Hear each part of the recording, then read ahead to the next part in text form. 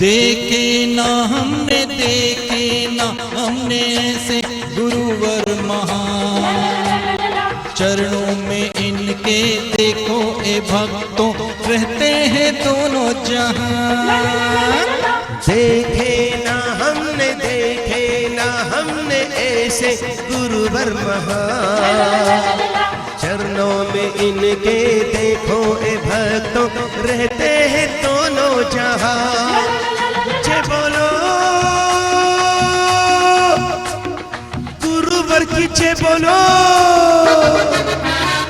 बोलो बोलो बोलो बोलो बोलो बोलो बोलो बोलो गुरुवर की जय बोलो।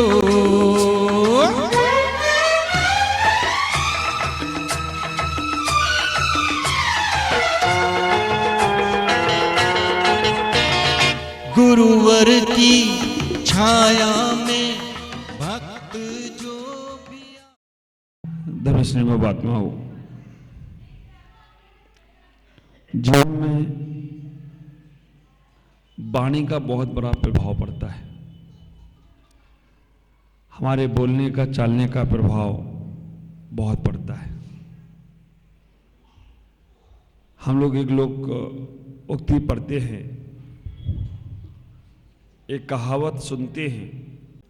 हम लोग एक कहावत सुनते हैं, वाणी ऐसी बोलिए मन का आपा खोए, औरन को शीतल करे आपो शीतल होए। वास्तव में जीवन में वाणी का व्यवहार, वाणी का व्यापार, वाणी का संस्कार बहुत कुछ हमारे जीवन में घटित करता है। हमारी बोलचाल कैसी हो, हमारे बोलने में, चालने में क्या होना चाहिए।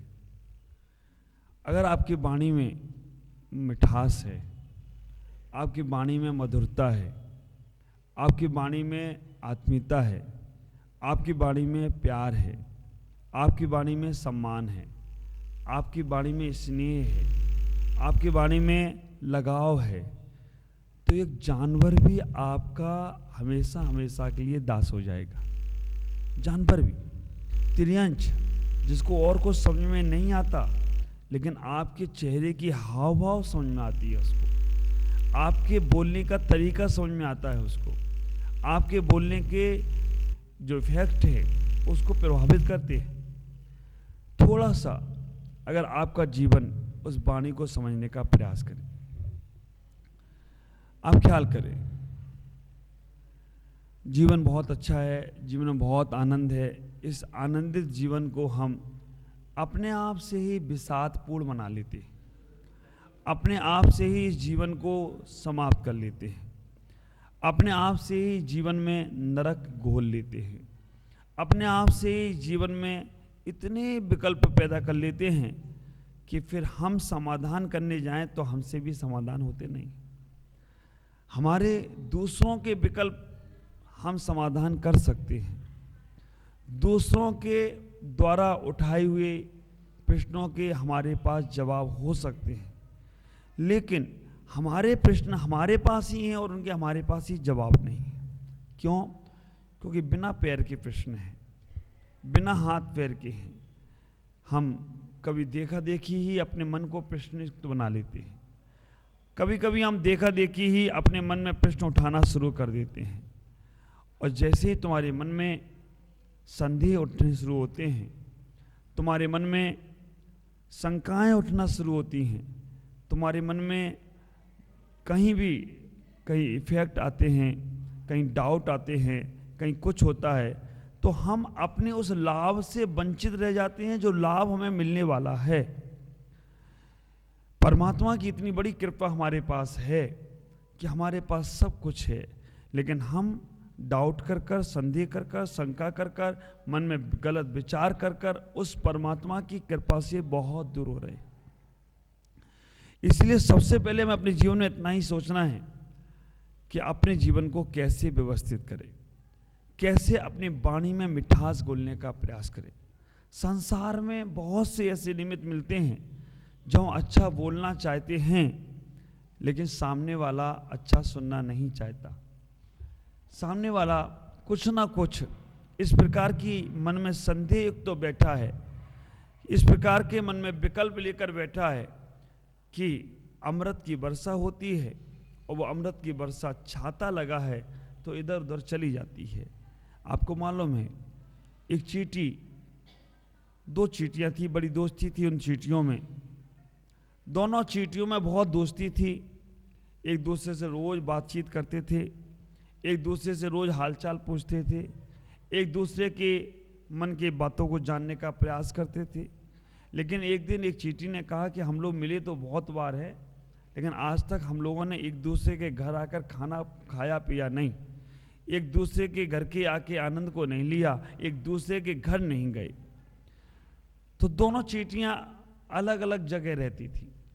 एक चींटी रहती थी चीनी, शक्कर, मिठास के गोदाम में, और एक चींटी रहती थी नमक, खारा, कड़वा के स्थान में, गोदाम में। लेकिन जब दोनों बाहर मिलते थे तो बहुत अच्छा उनको लगता था, बहुत आपस में मिलता थे।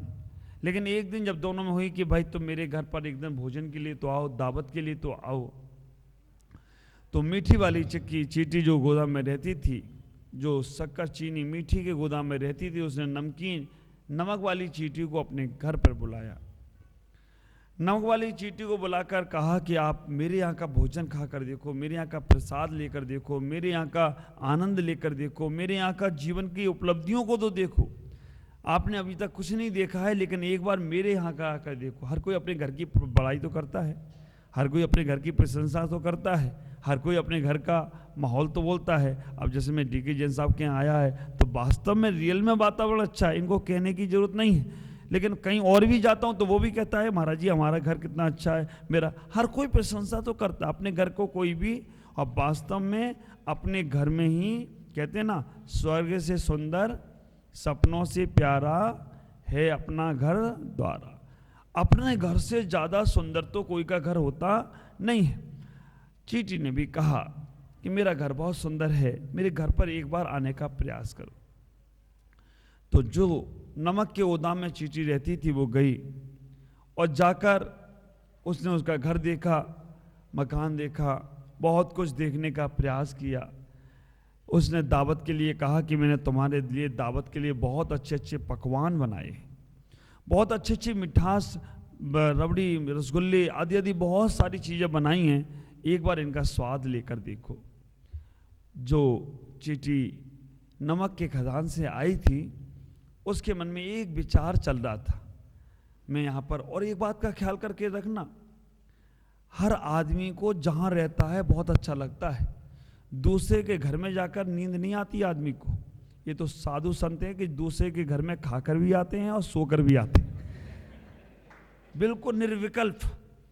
आप लोगों को दूसरे के घर में वो बैठा हो सामने और कहे भाई साहब ये कर लो, तुमको कितना कितना खाएंगे, ये तो सामने वाला बोलेगा पेटू है क्या, इतना खा रहा, हजम ही नहीं होगा। वो कहेगा बस बस बस, बाहर जाके भूखे रह जाओगे, बाहर जाके खा लोगे। और दूसरे के घर का सोने का पलंग भी दे देना तो आप करवटें बदल के रात निकालोगे। लेकिन साधु संत है, क्योंकि इनका कोई अपना घर नहीं है, इनका कोई अपना परिवार नहीं है, इनका कोई अपना संसार नहीं है, तो जहाँ जाते हैं वहाँ मस्ती से रहकर आते हैं, खाकर आते हैं, सोकर आते हैं। क्योंकि इनका सारा संसार ही घर है, इनका सारा संसार ही परिवार है, इनका सारा संसार ही अपने जीवन का कल्याण है। इसलिए इनको कहीं फिक्र नहीं है। आप लोगों को लगता है कैसे क्या होगा। उस जो नमक की चींटी खदान में रहती थी उसके मन में ये विचार चलने लगा कि मैं वहाँ गई और कहीं मेरे अनुरूप वहाँ भोजन नहीं मिला तो क्या होगा, कहीं वहाँ मेरे अनुरूप खाने के पदार्थ नहीं मिले तो क्या होगा, कहीं वहाँ मेरे अनुरूप भोजन, नाश्ता, अगर लंच और पता नहीं क्या क्या है वो नहीं मिला तो क्या होगा। तो उसने कहा कि कम से कम मैं अपने घर की एक भोजन की एक नमक की डली तो मुंह में रख के ले चलूं। कम से कम एक नमक की डली मेरे मुंह में रहेगी, अगर वहाँ कुछ नहीं मिला तो इस नमक से कम मैं अपना गुजारा कर ही लूँगी। हर किसी को अपना घर अच्छा लगता है। अपने जिनागम में एक कहानी आती है कि एक राजा अरविंद करके हुए, उनने संत से पूछा मेरा मरकर जन्म कहाँ होगा। तो संत ने कहा कि मरकर तुम्हारा जन्म तुम्हारे घर के लैट्रिन में, बाथरूम में, पाखाने में होगा और तुम वो पाखाने के कीड़े बनोगे। उसने कहा आपकी बात पे विश्वास कैसे करूं? जनागम में कहा, राजा अरविंद से कहा गया तुम जब जाओगे तो चौराहे पर एक काला कुत्ता मिलेगा जो बीमारी से ग्रसित है, बीमार है। ख्याल करना, बीमार व्यक्ति को हम कितना भी कहें कि तुम चिंतन करो, स्वस्थ हो स्वस्थ हो स्वस्थ हो, तो वो होता नहीं है, क्योंकि मानसिकता बीमारी की है। उस कुत्ते को देखा, उसने कहा कि अब तो वास्तव में विश्वास हो गया संत की बात पर कि हमारा मरण होगा, 3 दिन में मरकर पाखाने का कीड़ा बनूंगा। उसने अपने बच्चों को बुलाया, बच्चों को बुलाकर कहा कि मैं मरकर पाखाने का कीड़ा बनने वाला हूं। इतना ही करना बेटा, मेरे के कीड़े की पर्याय बड़ी खराब पर्याय है, कीड़ा कहाँ रहूंगा, क्या मल खाता रहूंगा, इसलिए मुझे उस पर्याय से मुक्ति दिला देना, उस पर्याय से मुझे छुड़वा देना, उस पर्याय से मैं मुक्त हो जाऊं। इतना बस प्रयास करना, इतना ही करना कि जब मैं कीड़ा बनूं तो डंडा मार देना मेरे को, और मेरे को मार देना तो मैं उस पर्याय से निकलकर दूसरी पर्याय में चला जाऊंगा। बच्चों ने कहा ठीक है, कई बार ऐसा होता है। बच्चों ने कहा ठीक है कि मैं तुम्हारी आज्ञा का पालन करूंगा। और 3 दिन बाद जब मरण हुआ, 2 बच्चे 4 बच्चे तो उसके पास में थे, बहुएं बेटा सब थे, लेकिन एक बच्चा पाखाने में ही बैठा था कि जैसे ही यहाँ कोई कीड़े का जन्म होगा उसे हम तुरंत मार देंगे। और हुआ भी। 4 समय में हर जीव का जन्म हो जाता है। आप लोग सोचते हो कि मर गया है, मरकर इसकी आत्मा भटक रही है। ये भटकती आत्मा जो सूत्र है, भटकती आत्मा तुम्हारा मन भटक रहा है, आत्मा नहीं भटकती कोई भी। और न कभी ये सोचना कि हमारी ये गई आत्मा ये भटक रही है, इसके घर पहुंच गई, उसके घर पहुंच गई। आत्मा को और कोई काम धाम नहीं है क्या? वो इसी काम में लगी रहेगी कि इसके सर पे सवार, उसके सर पे सवार, ये भटक गई और वो भटक गई। नहीं, ये सब चीज़ें हमारे मन को भटकाव की चीज़ें हैं, मन की भ्रांति की चीज़ें हैं। जैन आगम कहता है किसी भी जीव का जन्म हुआ, जन्म के बाद जो उसको डॉक्टर देख रहा है ना, उसको भी बाद में पता चलेगा उसके पहले उसका जन्म हो गया।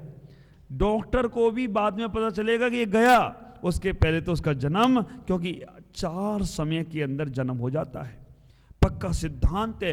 ये जीव जैसे ही मरण करता है 4 समय, और एक आंख के पलक झपकने में असंख्यात समय हो जाते हैं, तो उस जीव का तुरंत जन्म हो गया, हमें तो पता ही नहीं चलता है।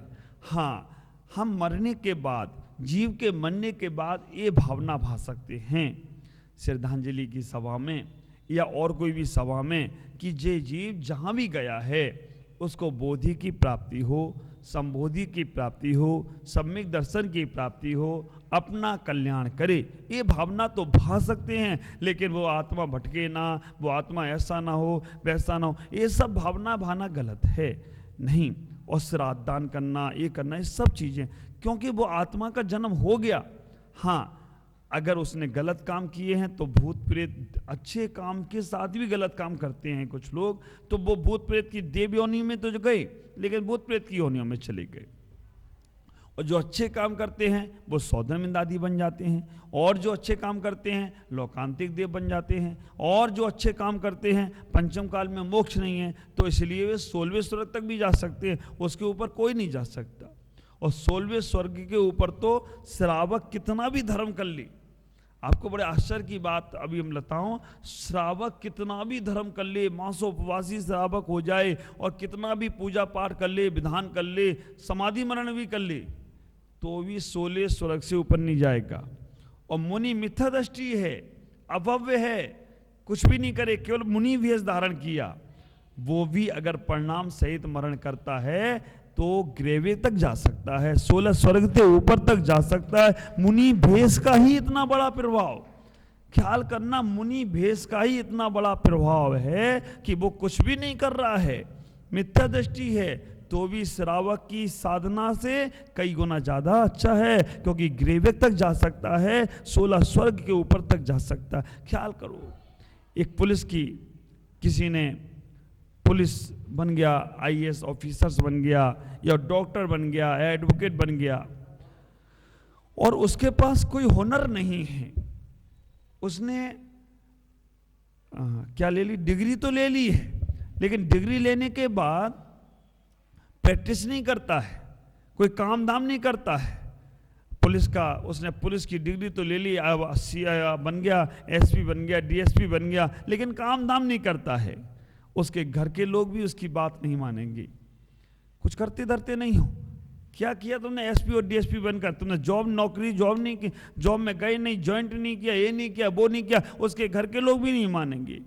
और एक व्यक्ति ने, किसी ने परमिट भी नहीं लिया, किसी ने एसपी डीएसपी की डिग्री भी हासिल नहीं की, लेकिन अगर उसने यूनिफॉर्म पहन के निकल जाए ना, केवल नकल में, आप विचार करके रखना, नकल में ही निकल गया तो काफ़ी लोग अपने आप संकेत में आ जाते हैं कि अभी पता नहीं एसपी आया है, डीएसपी आया है। जिसको नहीं मालूम है वो तो व्यक्ति अपने आप घबरा ही जाया करता है। ख्याल करो, तो बाह्य वेशभूषा भी कई बार हमारे कल्याण में कारण बन जाती है।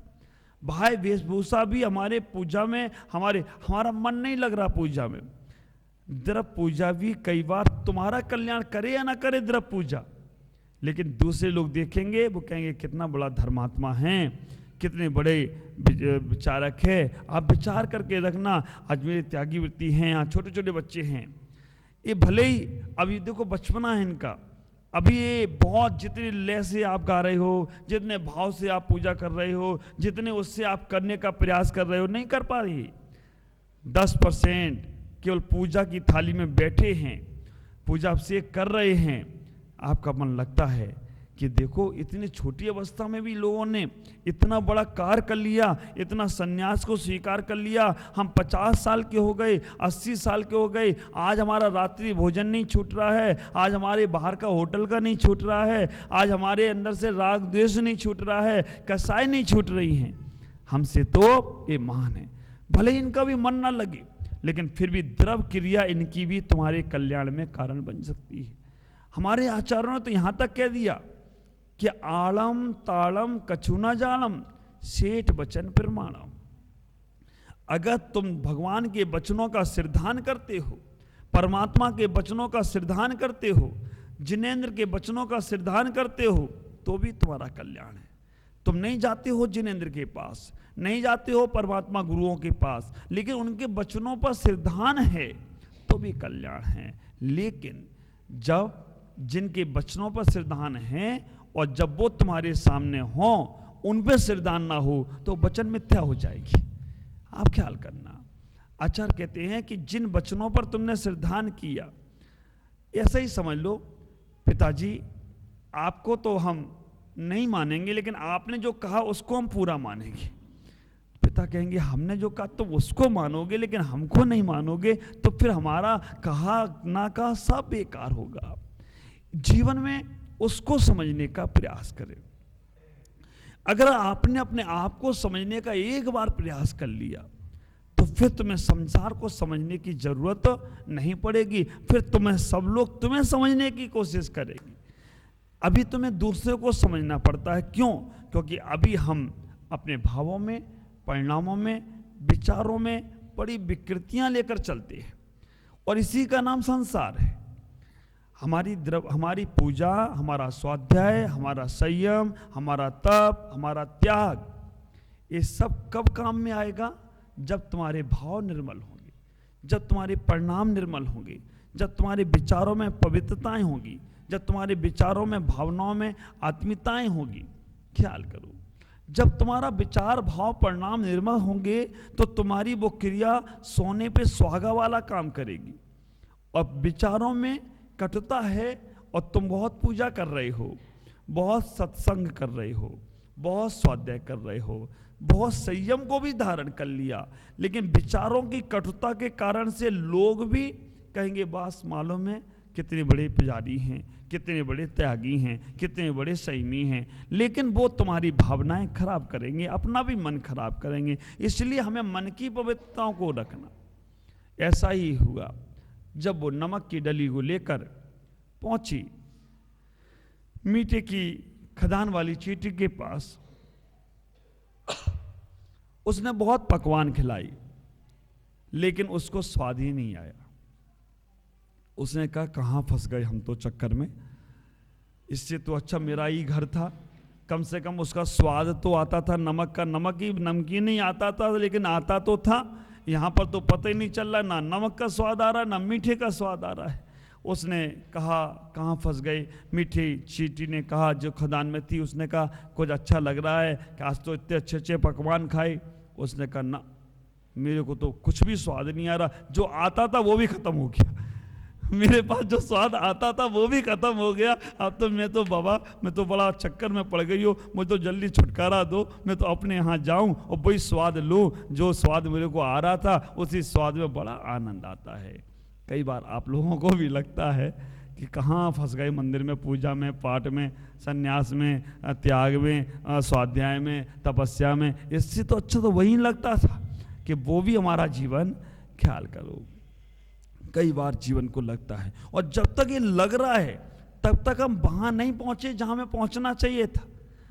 हम तट पर घूम रहे हैं, हम नदी के किनारों पर घूम रहे हैं, हम समुद्र के तट पर ही जाकर उस समुद्र का आनंद लेने का प्रयास कर रहे हैं, परमात्मा तक जाने का प्रयास। देखो एक चीज है परमात्मा तक पहुंचना और परमात्मा बन जाना, दोनों में अंतर है। एक तो मूर्ति तक पहुंच रहा है, एक मूर्तिकार तक पहुंच रहा है। अभी हम लोग कहाँ पहुंच रहे हैं? मूर्ति तक। और मूर्तिकार का मतलब ये नहीं जयपुर का शिल्पी, चले जाना महाराज तुम तो मूर्ति तक पहुंचे, मैं मूर्तिकार तक पहुंच गया हूँ, शिल्पी तक पहुंच गया हूँ। नहीं, मूर्तिकार का मतलब है मूर्ति, जो मूर्तिमान है, परमात्मा है, उस तक पहुंचना है हमें। हमारा मूर्ति, परमात्मा की मूर्ति देखकर अटक नहीं जाना है वहां पर अटक गए तो भटक ही जाओगे। उस छवि को निहारो, उस छवि को देखो और छवि में अपनी छवि को पहचानने का प्रयास करो। और जैसे ही अपनी छवि देखने का प्रयास करोगे, तुम अपने आप मूर्तिमान बन जाओ, मूर्तिकार हो जाओ, अपने आप में उस परमात्मा का एहसास करने लग जाओ, तो कोई आश्चर्य की बात नहीं है। और जब तक हम बाहर की दृष्टि रखेंगे, आप मेरे तक भी दृष्टि रखोगे। प्रमुख सागर जी महाराज, देख रहे हो आप, शरीर है, यहीं पर अटक जाओगे।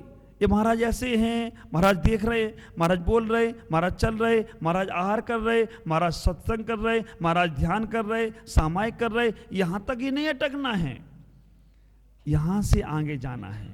ये महाराज का स्वरूप मेरे जीवन में कैसे आए, ये महाराज का चर्या मेरी जीवन की चर्चा चर्या में कैसे बदले, मेरे जीवन की वार्ता इनके बर्ताव में कैसे बदले, मेरे जीवन के चरण इनके आचरण में कैसे बदले, कैसे इनका जीवन मेरे जीवन में अवतरित हो।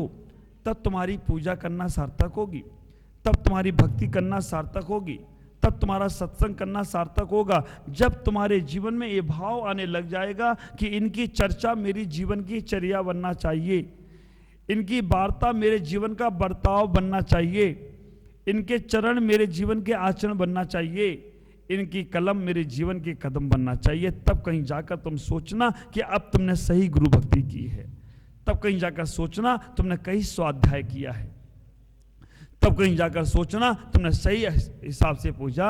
नहीं तो इस थाली की द्रव इस थाली में चढ़ाना बहुत आसान है।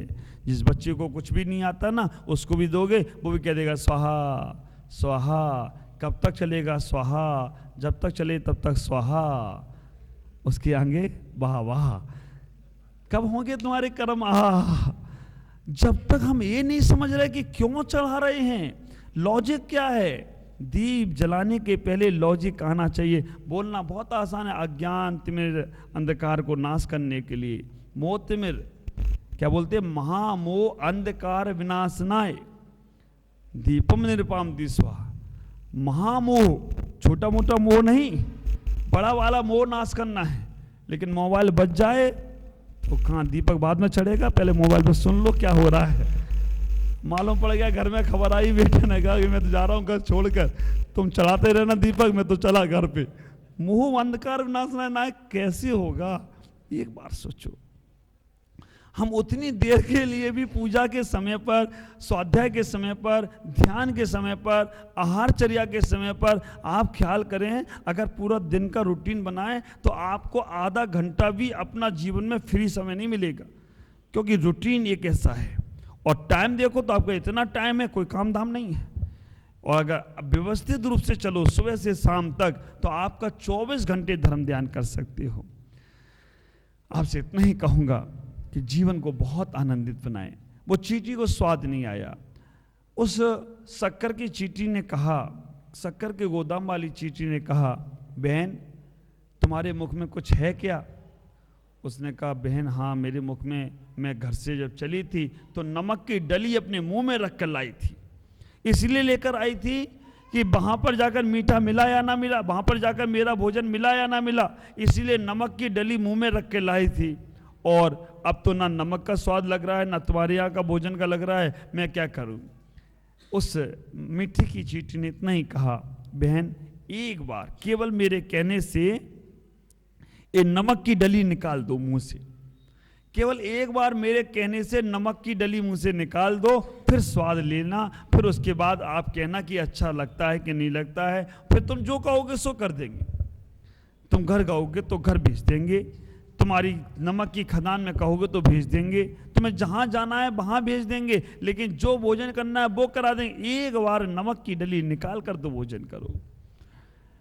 उस नमक की खदान की चींटी ने बड़ी मुश्किल से अपनी नमक की डली मुंह से निकाली, और निकालने के बाद जैसे ही मीठी की चींटी की मिठास की एक शक्कर की डली मुंह में रखी, वो प्रफुल्लित होने लगी, वो आनंदित होने लगी। वो उसने अपने जीवन को सोच लिया कि मैंने तो सब पा लिया, और उसने कहा कि अब मुझे कहीं नहीं जाना नमक की डली लेने के लिए, अब मुझे कहीं नहीं जाना, अब तो मैं यहीं रहकर इस अमृत का रसपान करेंगे और इस मीठे का स्वाद लेने का प्रयास करेंगे। और वो चींटी कभी कहीं गई नहीं।